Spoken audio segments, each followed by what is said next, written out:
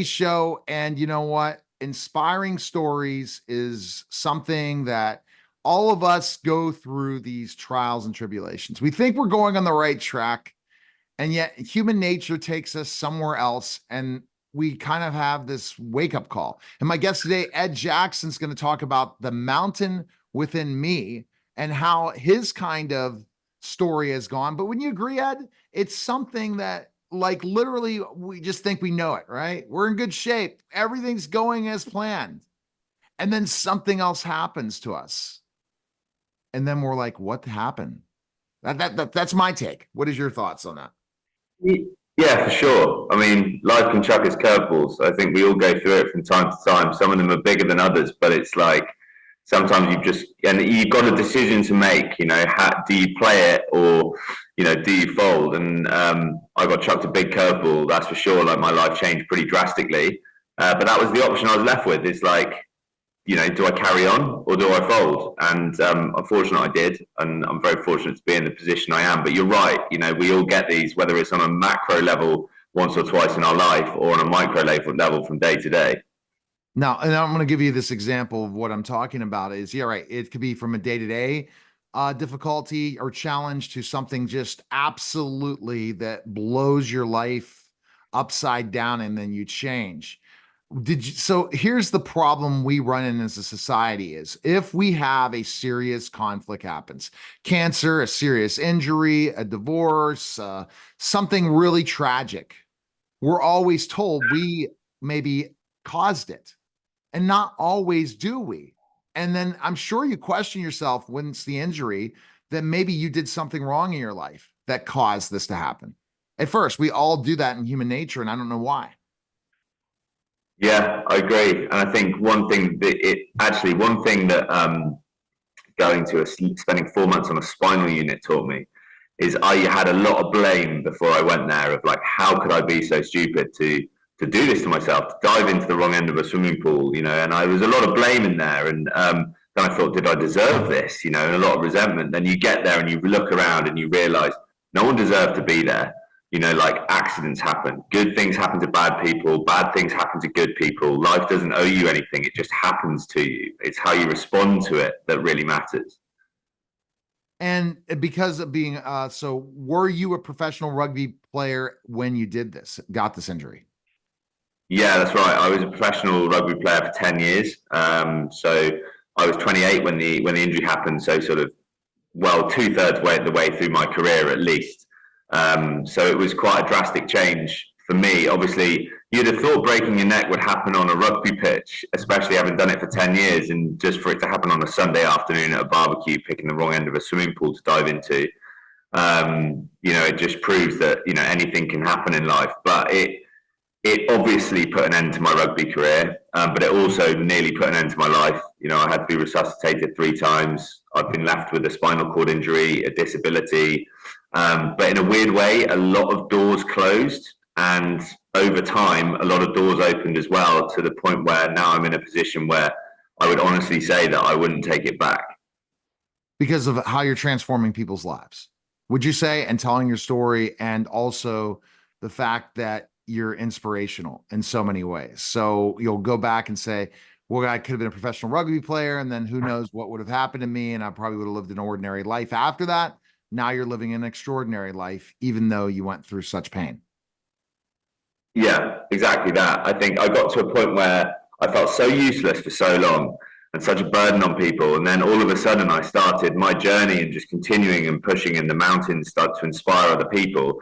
And you felt like you were having a tangible, positive impact on other humans, right? And being a rugby player, being a sports professional, you can inspire people in a certain way, but effectively you're in the entertainment industry. But when you now I run a charity called Millimeters Mountains, helping people who have been through trauma, who are in a similar situation to me. And there was this moment of the sort of switch flicked in my mind where I was like, well, if enough good can come from this situation for other people, by definition, I can turn it from a bad day, me diving into the pool, into a good day. And that's what I set off trying to do. So think about let's talk about the documentary. How did that come about? Like, did someone approach you and when you were doing all these inspiring things, and how excited are you about this documentary to come out? Yeah, I started blog whilst I was in hospital, and that ended up turning into a book that I wrote 5 years ago called Lucky. And then I got a call about 3 years ago from a lady called Helen Parker who introduced herself, saying, "I've read your book. I think it could be a film. I work with Universal Studios." And of course, I thought that was a joke. I was like, "Come on, pull the other one. Who actually is this?" And it turned out it was real. And that was three. It's been 3 years in the making. Just amazed that it's actually got to this point now, because the global premiere is tomorrow. Obviously, it's going to be released in the US on the 20th of August across all digital platforms. So just really excited for people to see this, and I hope it can help some people as well. When you think about climbing a mountain and the absolute, is that the best like feeling you ever have in the world, to climb a mountain? I mean, sometimes in the middle of it, it doesn't feel great at all. It feels pretty horrible. It's quite scary, and it can be very tough and cold and painful. But what an environment to test yourself, to sort of break down your own limitations, but also just to exist in. Like, sometimes sitting up at 5,000 meters in the Himalayas, a week away from the nearest road, no signal. I mean, the headspace, it is life changing, and the size of the mountains they do give you a sense of perspective, not just on, they make you feel small, but in an empowering way, because they make your problems feel small as well. So they're as physically, they are as emotionally healing as they are physically for me. Oh, it seems so powerful to what you went through and how you've been able to overcome things, your foundation, all the different things. What are your next goals for yourself after this documentary? Well, actually, I'm off to the Paralympics in Paris in a couple of weeks' time. So I'm hosting the athletics out there for Channel 4, which I'm really, really excited about. What an amazing event to be a part of. So really pumped for that. And then next year, hopefully, some more big mountains in the Himalayas, but we'll have to wait and see. So, like, is there, like, when you think about you becoming a brand now and this next thing will put you on the mount? I mean, I know you'll be doing more speaking engagements and things like that. Are you thinking more and more of where your brand is going next, how you're going to inspire so many more people from this film, and what you're going to do? It's going to it's going to take a team, right, to do it all, right? Not just yourself, the way it's going. I mean, that's terrifying, chat, from you. I mean, that's not. I just keep doing what I'm doing. Like, we were already doing with the charity. The film, the film. We didn't do any specific shoots for it. They just followed what was already going on, the climbs that I was taking on. But of course, if I can have a more positive impact on a wider group of people, then I would love that. But I'm not very good with social media and exposure, and I keep getting told off by my agent for doing loads of stuff for free and things like that. So I definitely would need a team around me if it ever got to that stage. That's for sure. Well, it's going to get to that stage because ultimately, do you see a documentary into a film at one point about your life story? Could that happen? You go from documentary to film? Wow, never even comprehended that. I mean, this is obviously a feature-length documentary, so Yeah, but I mean, it could be a film at one point. I mean, a story, especially if your with story actors and stuff. starts to go and bring that thing. So where can people check it out? Best place.